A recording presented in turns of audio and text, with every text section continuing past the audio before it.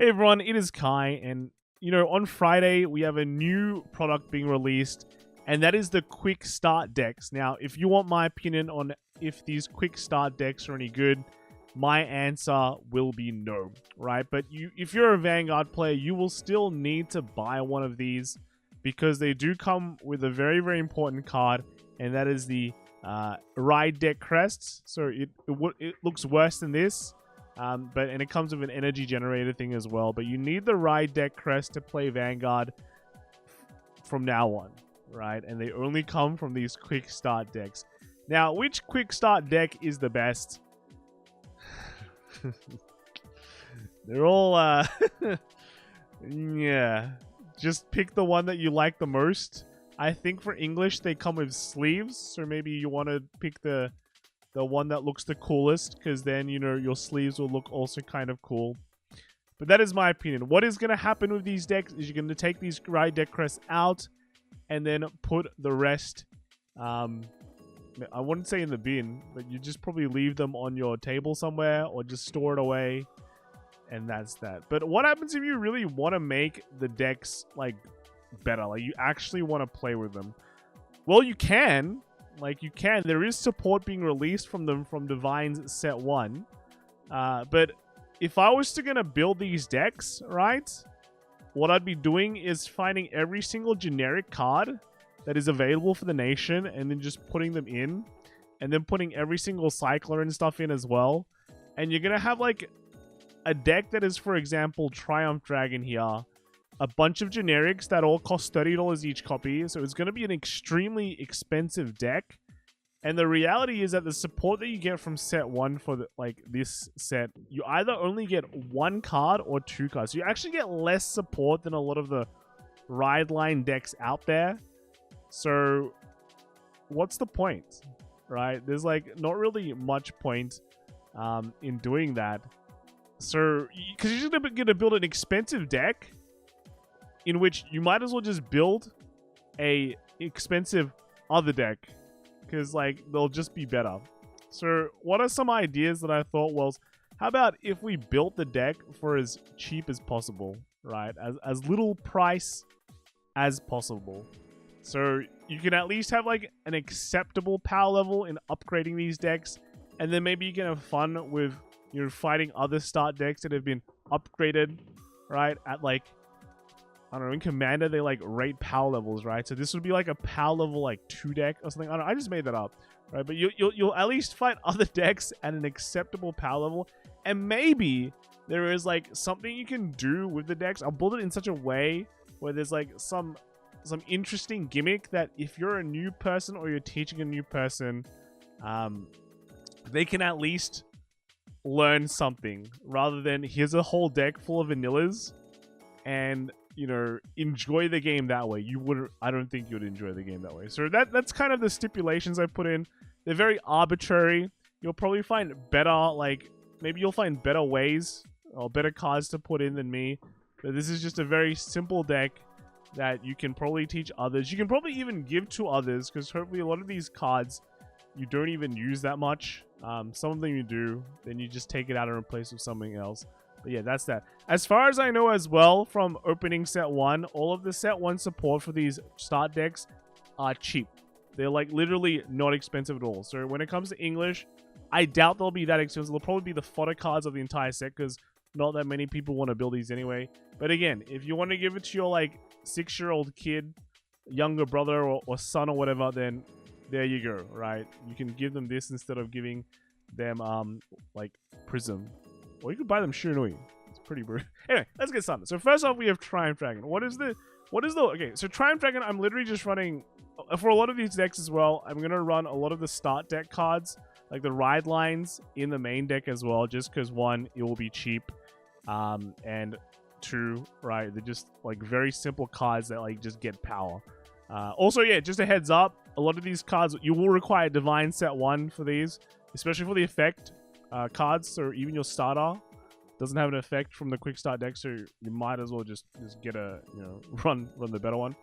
But yeah, you will kind of need Divine set 1 for a lot of these decks to come out, but maybe you can find replacements. I don't know, but just give it a try. So first off, we have Triumph Dragon. Triumph Dragon has a thing where when it attacks, right, you can Energy Blast 4, retire a Regard, and it gets plus 5k in a crit. So the whole idea about this deck is like retiring your opponent, lowering down the power, and then, you know, getting the crit to kind of control the damage, right? So that's kind of the idea I'm going for. Your support also is able to get a crit when you Soul Blast a Triumph Dragon when it attacks. So you'll get 5k, and then, you know, if you Soul Blast a Triumph Dragon, it'll get plus 1 crit. And the other effect is that when this card is placed on the field, from the hand to the field, you can counterblast 1 and draw a card if your Vanguard is a Triumph Dragon. All of these kind of supports have similar things. They require you to Soul Blast the start deck Vanguard to get it like an additional effect, and then sometimes they have like, you know, effects that let them draw. So that's basically the support that you get there. These two are the key cards. What other stuff are we putting in? So this deck is focusing around retire and draw and crit, but there will be situations, right, where, you know, your Energy Blast 4, you're not going to be able to do that because you're only getting 3 energy a turn. So for that, I've included like this, you know, Tri-Bash, because it can give your Vanguard a crit, you can generate a soul, your opponent has like less cards. You kind of have to time it like properly, but it will buy you another turn of Energy Charge 3, so you won't have any energy issues. You just have to, again, you have to time it properly, and, you know, just kind of plan it out, which is good. You have to think about it, right? You have to use your brain, which is great. The start deck cards are here, right? You got the two kind of, I guess, they're kind of like weird line kind of things. And then we have like Brachioforce. So Brachioforce lets you kind of control the game a bit. Teach you to attack Regards, because then you can attack Regards and then retire something and get value, right? That's great. You also have this grade 2 that gets like 10k whenever something gets retired by your grade 3 effect. So that's going to pop off. It's going to make extra power. Added Defending Roars because it's a great card and it's not too expensive. The most expensive card here will probably be just the Meteor Flare Dragon. It's not too expensive anymore, right? Because the time when it's been used is like long gone. I don't know why I included the FFR. Please don't just give away FFRs. The normal triple rare version is fine. It's not that expensive. But it will let you, you know, remove cons so you can retire things, and it can get extra power. So that's kind of cool too, right? Just bear in mind that you will need to buy OTs. So generally just buying the Nation OT is fine because they're very cheap. And then in terms of like triggers, I did include effect triggers. But for all the decks, I pretty much just said, you know, effect fronts are fine, because generally I think that they're like not that expensive as well, and you can kind of use them for other things. Feel free to change that. You can run the effect draws if you get them. But effect draws are definitely way more expensive. And then I think the effect crits are also not very expensive as well, just because, you know, they've been printed so much. If you don't want to, right, use effect triggers and stuff, just put in the normal ones. It's not that much of a big deal, right? And I think the last card I haven't really mentioned is Banaya. So this card works, right? This card works and can just generate into hand, so that's pretty cool. And it makes binds face down, so you can teach them, hey, you know, your opponent can't look at your bind face down cards. It's great. Also, I've also got to say that, you know, for PGs, I just included normal PGs, right? They're pretty cheap now, I think. They're not too expensive. I didn't include Sanctitude because obviously Sanctitude and basically any Regulus piece is like really expensive. So yeah, in terms of budget wise, I only just include that. But of course, if they get a Sanctitude, just put the Sanctitude. Yeah, that's pretty much Triumph Dragon in a nutshell. Next we have is I think it's Ozolage, right? So it's actually Ozologist. I don't know if I'm saying this properly. Now you might know that yeah, it's Ozologist. So I just think Oz and Largest. So this deck, funny enough, I think this will be in a video soon on a different channel. But hey, the funny thing about this deck is that, you know, Dark States did get some interesting, how do you say it, archetype, right? So I kind of include in the deck, but let's kind of just go through this very quickly. So Ozologist, you Energy Blast 4, and then you get to call out a grade 3 or lower card from your soul, and then that card gets 10k, right? So there are cards that kind of work with this, and Ozologist did get 2 cards that work with it. So first we have is Tyrigan, and this one is basically when this card is put from your rear to your soul, you may, and you have an Ozologist grade 3 or higher Vanguard, You may Soul Blast 2 other cards with different names from this, and then you draw a card. It's kind of weird. Like, it's a bit annoying. Like, in this deck, like, ideally, you know, Dark Stage, you Soul Charge a lot, and then you have to Soul Blast, but it can get a bit funny as well. And then the second effect is that when it attacks, you can Soul Blast 1, and it gets 5k for the battle. But if you Soul Blast an Ursologist, it gets 15 instead. So there's that little thing. The main thing that makes this all happen is this dragon. And this is just when it attacks, if your Vanguard is Ursologist, counterblast 1 and put another front row Regard into Soul, and you may draw a card. So this deck actually like draws a bit, right? It goes to the deck a bit and draws a bit. But what is the thing I put in? So these cards are from the Kahale Realm archetype. They're basically common cards from BT11. And they're kind of funky, so it actually makes the deck kind of interesting. So this guy, it's if you have a if it gets boosted by a tiny devil of the, I think, Kahale Realm, you may rest a Regard Devil Knight with the Kahale Realm. You have to Soul Charge 1, and this card gets 10k and a crit, right? That's crazy. Now the Devil Knight that you rest is a grade 2. But it has a skill on the front row that when it gets rested, you can counterblast 1 and stand it, which is okay. And then when it gets stood, it gets 5k. But just bear in mind, you don't really need to put this in the front row. You can actually just put it somewhere else, like in the back row, and then put something else better in the front row, right? So if you put this behind Vanguard, then hey, this guy, you know, still, you can get 4 attacks from this. And then the Tiny Devil is just when it comes into play, you can Soul Blast 1 and look at top 5 and get a unit card with Kahale Realm in its name. And then shuffle the deck. So this little archetype kind of just fuels itself. And what you can like do is you can attack with this dude first, or you can just attack with whatever first, right? You can suck it in with the dragon, and then this guy can call him out, and then you can call the battling rogue of the Kahale Realm out, and it'll get 10k from the Ursologist effect, which is great.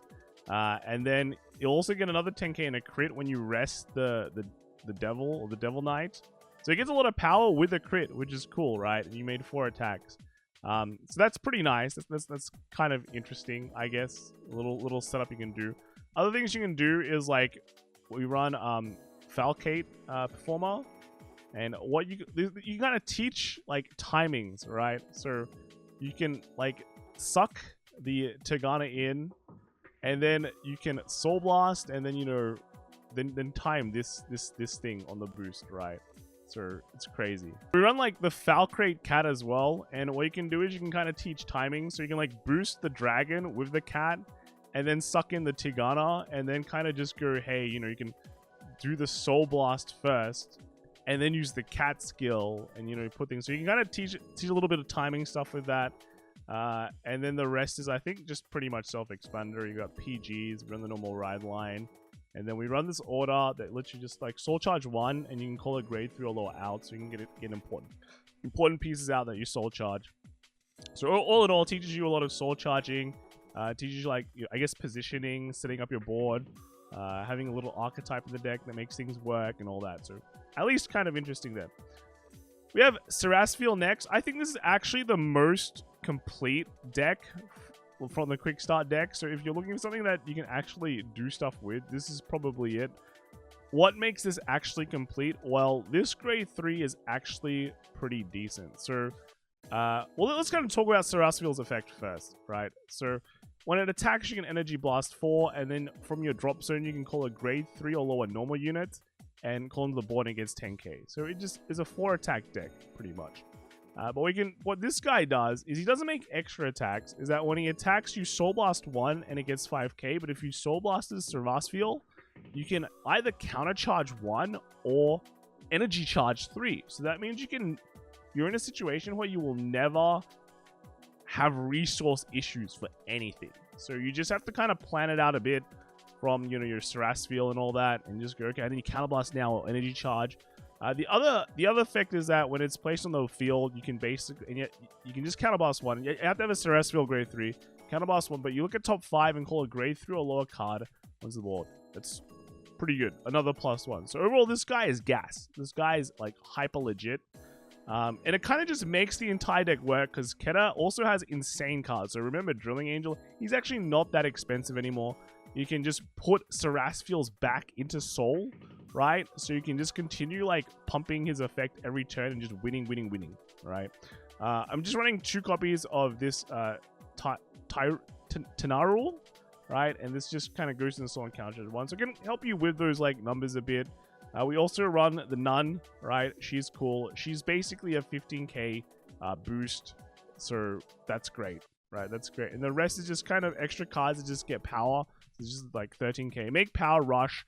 And we get to run like the Minerva Order because we really have no resource issues. Of course, I'm not putting in cards like Selgion because we don't even know if it's out. We can't put in Painkiller. But you know what? Being able to just play this, draw 2 cards, call 2 cards on the board is already pretty good in this kind of meta. You just gotta push forward and just bash, so that's nice. And then we also run some Blitz orders because we don't run Sanctitude here, which is based. This guy's just a big shield, so you get a lot of big shields. So overall, I actually think Serasphiel, very simple deck, but very powerful, and it lets you kind of just do everything, right? Do everything with this deck. So this one's actually like not bad in my opinion. Next we have is the Cristianos. Cristianos is weird, right? I thought it'd be better, but it's not. So let's kind of talk about Cristianos' effect. Energy Blast 4. You mill the top 2 cards of the deck, and then from your drop, you can call 2 grade 3 or less cards onto the board. So straight up plus, but he doesn't make any multi-attacks. The thing that makes multi-attacks is the support from set 1. So this is Severin. But this one's a bit odd compared to others. So the first effect is that when it's called from the drop zone, if your Vanguard is Cristianos, for the turn you can get 10k, and then at the end of the turn this gets retired, right? So ideally you kind of want to call this out every turn and then retire it. And then our effect is that when it attacks, if you Soul Blast 1, it gets 5k, and if your Vanguard's standing, and then you Soul Blasted a Cristiano for its cost, at the end of the battle you stand. So that's how you make your 4th attack. But because you have to Soul Blast the Cristianos, and you don't really have that many ways to put Cristianos into Soul apart from just riding, yeah, it's you don't get that many attacks. The main key of this deck though is that you can call up stuff that you normally can't, call. So for example, the Dirty Skull Ship, this guy's a 15k, but if you call him from hand, it just dies. But if you call him from Cristianos' effect, it's a 15k dude that bashes. Other cards that are really good though are the Burrow Mushroom. So I mean, I don't think we need to say what it does because it's so good, but it's not that expensive anymore. But it lets you rush as well, which is very cool, right? And then you can what the combo is here in this deck is that we run your lander, and then when it boosts, you basically retire 2 other regards that are grade 1 or lower, and this gets 10k and you draw a card, right? So what you can do with Cristianos is you can call a Severin and a Burrow Mushroom. Then you can just use the Burrow Mushroom and put it into Soul to create 2 plant tokens. And if you land out, then you have 2 plant tokens you can try and draw. And then every turn you just kind of do that, and you create 3 cards and you draw cards, and it's all fine and dandy, right? On turns, you have to remember that you will have a turn where you can't use Cristiano's effect because it might last that long, because you just don't have energy. So on certain turns, that the turn before, you might have to prepare by just calling up stuff that doesn't die. So you can call like the ship that kind of sticks around. And then you also have other targets that like are better than I think Severin. So this one is kind of the same thing, but if you gets called by a Cristianos from the drop, it gets 10k for the turn. So you can intercept with this as well, so there's some extra value there. And in terms of other stuff, you get to play some orders because one, this goes in the Soul, but then you can use this order to kind of like look at top 3 and then mill something and then call something out. So that's also nice, right? And then also, because we can have some fun, because you actually don't use that many CB in this deck, bam, you can use the -1 crit. So CB2 and -1 crit, pretty much a PG, yeah? Pretty much. So the next deck we have is Astrum, and for this one we kind of bent the rules a bit because we put in Bobo Mine in the deck, And to be fair, Bubble Mine's been printed a lot of times, but I think it's still slightly expensive. I think it's like in the $5 range. But to be honest, you're not going to be able to really run this deck. This deck is really counterblast heavy, right? With all its supports. And so I don't think this deck will function without them. But it's fine. Bubble Mine is a good investment, right? You're going to use it in other Brand Gate decks, I think. So it's not as bad as it is. So there's that. I was living like you could run the Maid kind of deck as the budget kind of thing for this. But to be fair, also uses a lot of counterblast. So yeah, it's kind of weird. Anyway, let's kind of get into this deck. What does this deck do and what's the nice little combo? So first off, it is Astrum. What does he do? Is that when he attacks a Vanguard, you Energy Blast 4, and then you stand one of your Regards, and then for that turn, that unit and this unit gets plus 5k, right? But because you play Brand Gate, you get set orders. So your entire ride line, I think, searches for like two set orders, two of this order. And like, look how good it is, right? To play, you counterblast 1 and you get nothing in return. But the effect is that when your Regard is stood by a grade 3 Astrum's effect, that stand unit and the Vanguard gets 5k as well. So you stack a lot of this, and then when Astrum stands like something, he gets a lot of power, and that gets a lot of power, and eventually you have so much power that your opponent dies, right? Now, the support for this is actually pretty cool, the grade 3 support here. So this one is that when it comes into play from the hand, and if you have an Astrum Vanguard, you can counterblast 1 and draw a card. So very simple, get to draw a card. But the second effect is actually the cool stuff. So on the front row Regard Circle, if your other unit was has stood, right? A Soul Blast 1, and for that turn, this unit gets 2k. But then if you Soul Blasted an Astrum for the cost, you stand this card, so you can make a bunch of attacks. You make 5 attacks. How good is that, right? That's pretty crazy. What other gimmicks do we have? So we get like, I think we get 2 orders from the ride line, right? But to get the last 2 orders, we run Robust, right? This robot basically is just like you come into play, and you counterblast 1 and search your deck for an order. And then if you have the same name as that in the order zone, boom, add it to your hand. So yeah, that's how you get the 3rd and 4th pieces. And then when it attacks and for the battle, this gets 10k. So overall, it fulfills like some function in that it's a good attacker, is a good stand target as well, and it gets everything that you want. We also run like 1 card that it basically just gets 10k. It has like it's a grade 2.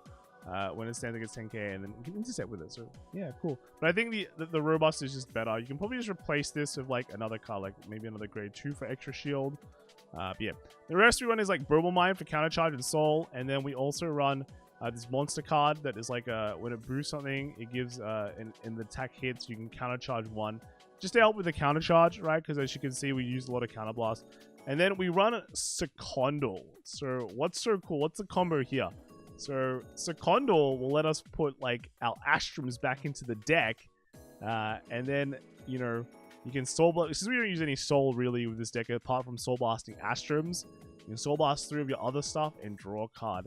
But this also lets your Astrum counterblast 1 and search that Astrum back into your hand, and it gets things. You can Persona Ride continuously as long as you have. As long as your Secondals keep on putting stuff back. So overall, that's probably the small little gimmick there. Otherwise, I think the deck is kind of pretty fun already. So yeah, that's pretty much it, right? Triggering Brand Gate OT is also very fun. And the last we've got Lyrical Monastery. So this is the Lyrical Monastery deck. As you can see, we're running a lot of good cards here.